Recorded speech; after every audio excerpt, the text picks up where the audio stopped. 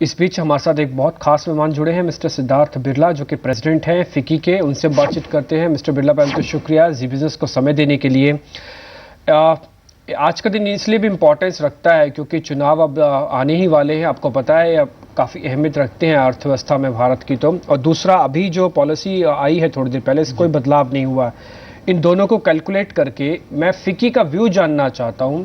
FICCI आने वाले दिनों में एक स्थिर सरकार देखती है, और जो अभी पॉलिसी पैरालिसिस की बात उठी है, आपको लगता है पोस्ट इलेक्शन ये कम से कम इस फ्रंट पे हम कोई बात नहीं करेंगे अब? जी, नई सरकार से हमारी सबसे पहली उम्मीद, देखिए पॉलिसी पैरालिसिस आपने वर्ड यूज किया, हमारा कहना है paralysis after policy. Decision making की बहुत दरकार है, और डिसीजन मेकिंग हमें लगता है कि नई सरकार से डेफिनेटली मिलेगी। डिसीजन मेकिंग से कई मुद्दे जो आज के दिन हेल्ड अप हैं वो वापस एक्शन में आ जाएंगे। जो आज आपने बात कही कि इन्होंने रेट चेंज नहीं करी, मॉनेटरी पॉलिसी, हमने ये आरबीआई की पॉलिसी देखी, ये इन इटसेल्फ वेलकम है। असल चीज है कि इन्होंने जो आगे जाके ग्रोथ का प्रोजेक्शन बताया है, सबसे ज्यादा ध्यान हमें उस पर देना है। इन्होंने आज गवर्नर साहब ने बताया 5 से 6% के बीच में सब्जेक्ट टू डाउनवर्ड रिस्क। ये फिक्की की ओन स्टडी और मोस्ट रिसेंट सर्वे से काफी टैली करता है, जहां हमारी एवरेज फिगर करीब 5.5% की है गोइंग फॉरवर्ड। पर जो 2-3 इश्यूज उन्होंने रेज किए हैं कि मॉनसून में डेफिशिएंसी आ सकती है, जिसके कारण अगेन इन्फ्लेशन का सिर उठ सकता है देश में। इसके लिए हम देखना चाहते हैं कि जब नई गवर्नमेंट आए तो आरबीआई और गवर्नमेंट के बीच में तालमेल और बढ़े, जिससे कि आरबीआई तो खाली पॉलिसी एक्शन ले सकता है, और ultimately on the ground government को कई सारे एडमिनिस्ट्रेटिव एक्शंस और एग्जीक्यूटिव एक्शंस लेने पड़ेंगे, सेंट्रल गवर्नमेंट को भी और स्टेट गवर्नमेंट्स को भी।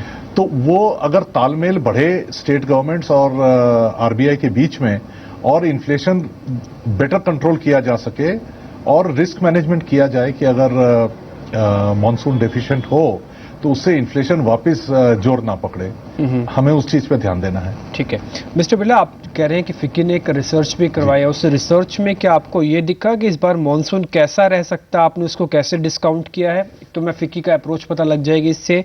और मैं दूसरा ये जानना चाहता हूँ, ये पोस्ट इलेक्शन कोई सेक्टोरियल रिसर्च भी आपकी है जिससे ये पता लगे कि हाँ, आप किस सेक्टर पे आपको थोड़ा लगता है कि फोकस एकदम से बढ़ेगा और इसमें भी एकदम से मोमेंटम दिखेगा? इस पर भी कुछ रिसर्च हुई है फिक्की की? देखिए, जहां तक मौसम का सवाल है उसमें तो कोई फिक्की एक्सपर्ट है नहीं, तो हमें जो पब्लिश्ड इंफॉर्मेशन है और जो सेक्टर एक्सपर्ट्स है उस पे हम भरोसा रखते हैं। पर डेफिनेटली फिक्की की काफी स्ट्रेस है मैन्युफैक्चरिंग के ऊपर, क्योंकि हमारी जो रिसर्च होती है बेसिकली हमारी मेंबरशिप और कॉन्स्टिट्यूएंसी से हम अपना रिसर्च करते हैं और उनकी फीडबैक लेते हैं, और उसको सारे को कंपाइल करके वो फिगर्स आपको देते हैं।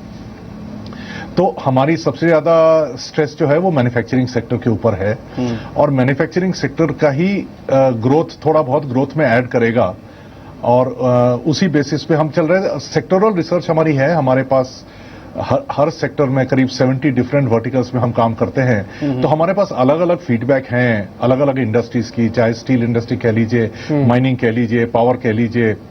पर तो वो सारी रिसर्च और सारी फीडबैक को हमने कंसोलिडेट करके जो फिगर सामने रखी है, क्योंकि अगर 5-5.5% की ग्रोथ दिख रही है तो इसमें करीब हमारा अंदाज है कि 3-3.5% के आसपास मैन्युफैक्चरिंग में ग्रोथ होगी, which will be a definite improvement over today's manufacturing growth.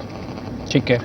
और जो सबसे इम्पोर्टेंट मुद्दा हमारे सामने आने वाला है वो है एनर्जी रिलेटेड, क्योंकि आज इवन करंट अकाउंट डेफिसिट में और माइनिंग में अगर हमारी कोल और माइनिंग आउटपुट बढ़े तो उससे और हमें सपोर्ट मिल सकता है। मिस्टर बिरला, एक चीज़ मैं और जानना चाहता हूं कि आने वाले सिनेरियो में आपको लगता है कि ब्याज दरों में कुछ और बदलाव होगा, आइदर पॉजिटिव और negative, both the basis, condition जो भी बनती है? नहीं, सॉरी, आपका वर्ड नहीं सुना मुझे। मैं कह रहा हूं कि ब्याज दरों में आपको लगता है कि आपको कुछ बदलाव हो सकता है?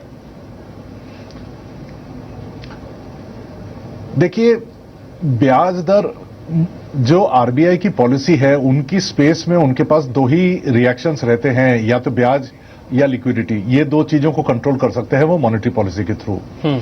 और अभी तक जो देखा गया है वो ब्याज दरों के हिसाब से उन्होंने जो इंक्रीज किया है वो इन्फ्लेशन के बेसिस पे इंक्रीज किया है। तो अगर इन्फ्लेशन कंट्रोल में रहेगा तो डेफिनेटली देयर इज स्कोप की ब्याज दर कम हो जाए। और जो पिछले 2 साल में ब्याज का बढ़ाव देखा गया है, अगर इन्फ्लेशन कंट्रोल में रहे तो डेफिनेटली हमें लगता है कि ब्याज दरों में रिवर्सल होनी चाहिए। ठीक है मिस्टर बिरला, शुक्रिया आपका जी बिजनेस को समय देने के लिए और महत्वपूर्ण चर्चा में हिस्सा लेने के लिए। बताया आपने कि हाँ आगे चल के फिर से कम इंटरेस्ट रेट पे सिनेरियो पे मोमेंटम रहेगा और इस चीज़ पर भी ध्यान देना होगा कि मॉनसून कैसे रहता है। शुक्रिया आपका आज समय देने के लिए।